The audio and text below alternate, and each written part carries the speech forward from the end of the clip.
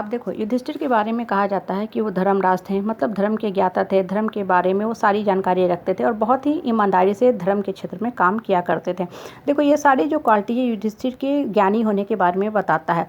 लेकिन अगर आप गौर करोगे ना, तो आपको खुद में ही आश्चर्य लगेगा या खुद से ही आप प्रश्न करना शुरू करोगे कि क्या वास्तव में ही युधिष्ठिर एक धर्मराज थे, धर्म के ज्ञानी थे। एक राजा का प्रथम कर्तव्य क्या होता है? राज, साम्राज्य, धन दौलत, प्रजा, स्त्री पुरुष, बच्चे पशु, सबकी रक्षा करना। और युधिष्ठिर एक राजा होके जुआ में सब हार गए और अपने राज, साम्राज्य, प्रजा सबको उन्होंने दुर्योधन का गुलाम बना दिया।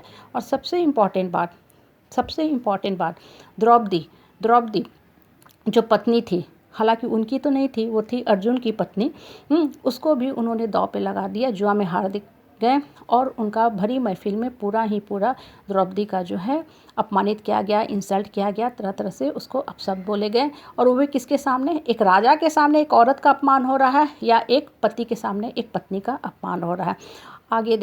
आगे देखो, युधिष्ठिर धर्म के ज्ञाता थे, ठीक है। तो द्रौपदी की जो शादी हुई थी स्वयंवर के माध्यम से हुई थी। द्रौपदी ने अर्जुन को अपना पति के रूप में स्वीकार किया था, मतलब एक पति एक पत्नी। और युधिष्ठिर ने धर्म के ज्ञाता होने के नाते क्या बोला कि द्रौपदी जो है पांचों के बीच में कॉमन पत्नी हो जाएगी, क्योंकि माता कुंती का भी आदेश मानना था, मतलब धर्म की भी रक्षा करनी थी।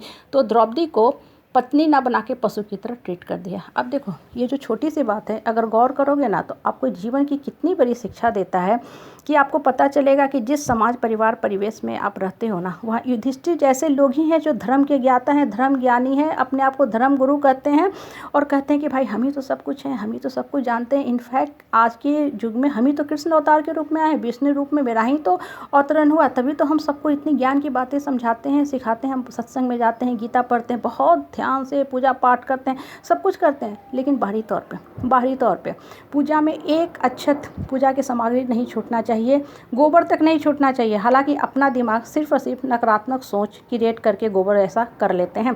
देखो, ऐसे लोग जो होते हैं ना, इनके जो परिवार जहाँ आप रहते हो ना, जिस सोशल सर्किट से आप बंधे हुए हो, देखो ये धर्मगुरु कैसे होते हैं। किताबें तो अच्छी पढ़ते हैं, ज्ञान की बातें करते हैं, सुबह उठ के सत्संग भी जाएंगे, सत्संग की बातें भी सुनेंगे, लेकिन अपने ऊपर कभी भी एक भी शब्द को इम्प्लीमेंट नहीं करते हैं। इनके लिए धर्म का मतलब होता है सिर्फ और सिर्फ दूसरे को उपदेश देना और दूसरे से ये आशा रखना, एक्सपेक्टेशन रखना कि भाई हम तो आपको ज्ञान दे दिए, अब आप ज्ञान पे चलो, उस ज्ञान को ग्रहण करो, ज्ञान पे चलो और हम आपका शोषण, दोहन, दमन करते रहेंगे। परिवार प्यार के नाम पे आपसे सिर्फ और सिर्फ फायदा लेंगे, मतलब आप सिर्फ मेरा सेवक बन के सेवा करते रहो।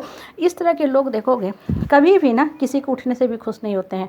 सेवा का मतलब देखो क्या होता है, पहले ये चीज़ समझो, सेवा करो तो किसका करो? सेवा इंसानियत का करो। अगर कोई इंसान गिर गया है, पड़ गया है, बीमार है, आपको किसी शादी फंक्शन समारोह मॉल पार्टी में जा रहे हो, अपना वहाँ वो काम कैंसिल कर दो, पहले उस इंसान के लिए जो कुछ आप मदद कर सकते हो वो करो। वो होता है सेवा, ना कि सेवक बन के किसी का सेवा करना, किसी का तलवा चाटना, चाटुकरी करना, चापलूसी करना, बेकार के बहियात के लोगों के साथ बैठना और अपने मन के अंदर सिर्फ और सिर्फ नकारात्मक बातें भरते जाना।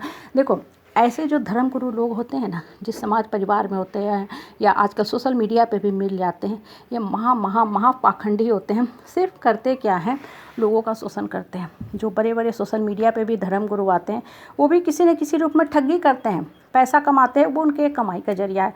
और हम जिस परिवार परिवेश में रहते हैं ना, वहाँ भी जो धर्मगुरु जैसे लोग होते हैं ना, वो भी क्या करते हैं, हमारा शोषण ही करते हैं। कहीं न कहीं से वो भी फ़ायदा ही उठाते हैं परिवार के नाम पे। आपको तरह तरह से पहले प्यार से बोलेंगे, फिर अगर आपने नहीं माना तो डराएंगे, धमकाएंगे, चढ़ के रहेंगे, आपका शोषण, दोहन, दमन करते जाएंगे, आपके साइकोलॉजी से खेलेंगे, आपके अंदर की जो शक्ति है उसका शोषण करते जाएंगे। मतलब हर एंगल से आपके ऊपर चढ़ के ही रहेंगे। अपनी नार्सिसिस्टिक प्रवृत्ति को, अपनी डोमिनेटिंग नेचर को आपके ऊपर हमेशा ही थोपते जाएंगे। आपको मेरे हिसाब से चलना है।